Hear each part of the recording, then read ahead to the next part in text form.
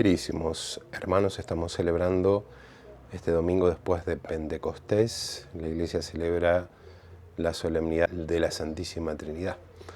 Esta verdad de fe contenida en el credo, creo en Dios, Padre, Hijo y Espíritu Santo, esta verdad que fundamenta toda nuestra vida cristiana, porque el misterio de nuestra salvación tiene como fundamento a Dios, Dios que crea y crea todo el universo, al Padre Creador, al Hijo Redentor y al Espíritu Santo Santificador.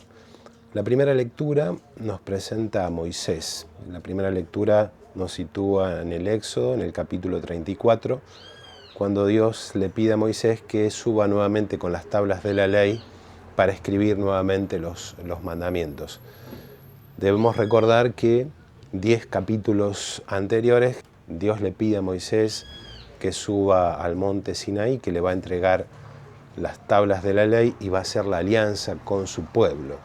Moisés está 40 días en el monte Sinaí, donde Dios le va dando todas las normativas con las cuales el pueblo tiene que cumplir y hacer su voluntad. Esa alianza que es bilateral.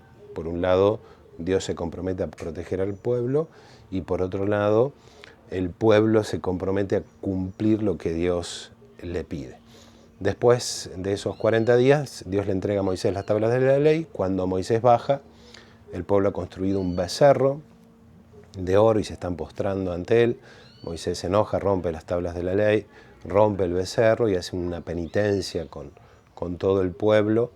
Dios decide castigar al pueblo e intercede Moisés pidiéndole que no destruya a ese pueblo. Después de esa penitencia que hacen todos al reconocer que se han equivocado, Dios nuevamente le pide a Moisés que haga 2 tablas, que suba nuevamente al monte y que va a escribir nuevamente los mandamientos y va a comprometerse a esta alianza bilateral. Y acá nos encontramos en el texto que escuchamos. Moisés que sube, que se postra ante el Señor, esa presencia de Dios que pasa, y el Señor que dice y pronuncia algo que sintetiza lo que es Dios. Dios es compasivo, lento al enojo y de gran misericordia. Esto sintetiza el amor infinito que Dios nos tiene. Y este amor infinito que en realidad se concreta de una manera particular, nada más y nada menos que en el mismo Jesús. Y los mandamientos son precisamente eso. No son una expresión del autoritarismo de Dios que nos impone cumplir esto o aquello, sino en realidad el ejercicio libre de nuestro amor. La segunda lectura nos presenta a San Pablo, en la segunda lectura a los cristianos de Corinto.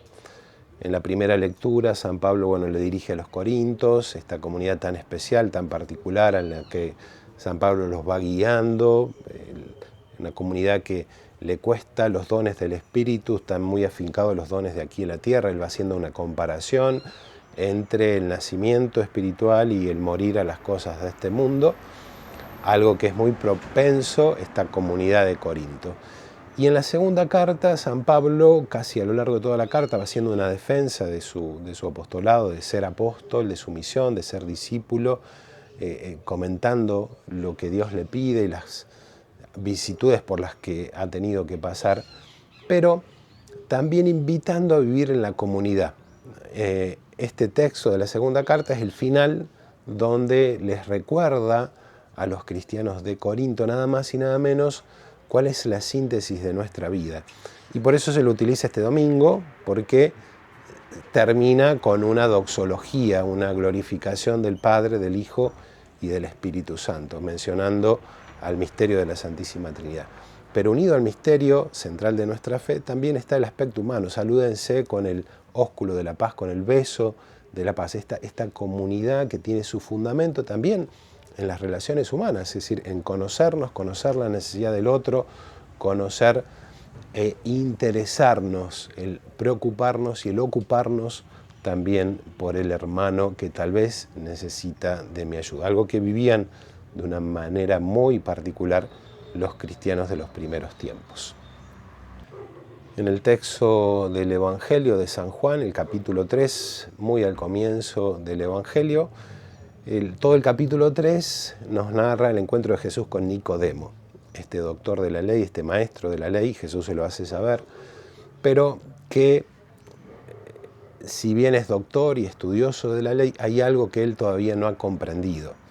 Esta intelectualidad que Jesús alaba, tú que eres maestro, también va unida a una invitación a vivir la humildad y la pequeñez, a reconocer a Dios como centro de toda nuestra vida. Tal vez el gran peligro a veces de lo que es el estudio, de lo que es la formación, es pensarnos que uno tiene derechos o que uno se para por encima de los demás porque sabemos más.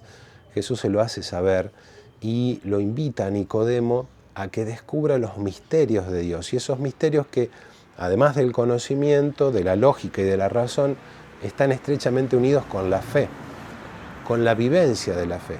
Y esa vivencia de la fe que pone a Dios en el centro, ¿sí? La clave de nuestra vida cristiana es reconocer que Jesús, que Dios es el Señor, que nos guía, que nos salva, que nosotros sin Él no somos nada. Por más inteligencia o capacidades que nosotros podamos llegar a tener, no dejan de ser un don de Dios. Y reconocer esto no solamente nos hace merecedores de más gracia, sino nos evita un terrible mal, que es la soberbia. Es creernos que sabemos todo, y la soberbia no solamente a veces nos para por encima de los demás, sino que incluso nos puede llevar al extremo de pararnos frente a Dios, que es lo que le termina pasando a Luzbel, este ángel creado por Dios que de pronto se le enfrenta, el demonio. Era tan bello, tan perfecto, que bueno, pensó que podía ser más que Dios. Hay una idea fundamental en el texto, en el extracto del Evangelio de San Juan. Dios amó tanto al mundo, el amor infinito y misericordioso de Dios que sintetiza también toda nuestra vida cristiana. El reconocer esto, el meditar esto, el amor infinito de Dios. Tanto amó Dios al mundo que entregó a su Hijo único por nuestra salvación.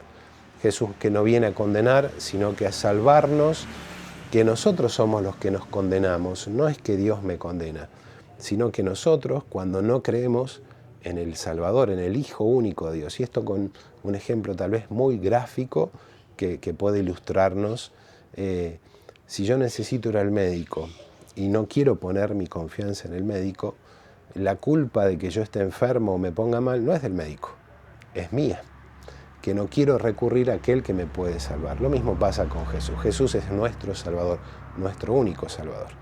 Y la humildad de reconocernos necesitados de Él es la que nos hace merecedores de sus gracias y de sus dones. En este domingo que celebramos la Divina Misericordia, pidamos de manera especial a nuestra Madre Santísima que nos conceda a todos esta gracia.